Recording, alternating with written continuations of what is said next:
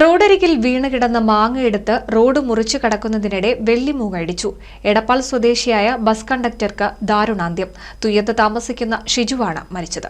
റോഡരികിൽ വീണുകിടന്ന മാങ്ങയെടുത്ത് റോഡ് മുറിച്ചു കടക്കുന്നതിനിടെ വെള്ളിമൂങ്ങ ഇടിച്ച് പരിക്കേറ്റ എടപ്പാൾ സ്വദേശിയായ യുവാവാണ് മരിച്ചത്. സ്വകാര്യ ബസ്സിലെ കണ്ടക്ടർ കൂടിയായ എടപ്പാൾ തുയ്യത്ത് താമസിക്കുന്ന വെള്ളായിക്കോട് സിദ്ധാർത്ഥന്റെ മകൻ ഷിജുവാണ് മരിച്ചത്.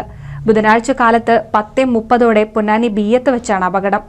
സ്വകാര്യ ബസ്സിൽ കണ്ടക്ടറായിരുന്ന ഷിജു റോഡിൽ വീണുകിടന്ന മാങ്ങയെടുത്ത് റോഡ് മുറിച്ചു കടക്കുന്നതിനിടെ എതിരെ വന്ന വെള്ളിമൂങ്ങ ഇടിച്ചു തെറിപ്പിക്കുകയായിരുന്നു.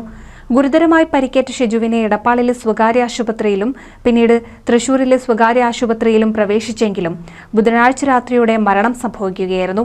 വർഷങ്ങളായി ചങ്ങരകുളം എടപ്പാൾ പൊന്നാനി റൂട്ടിൽ സർവീസ് നടത്തുന്ന ഉലിയിൽ ബസ്സിൽ കണ്ടക്ടറായി ജോലി ചെയ്തു വരികയായിരുന്നു ഷിജു. അവിവാഹിതനാണ്. NCV news Ponnani.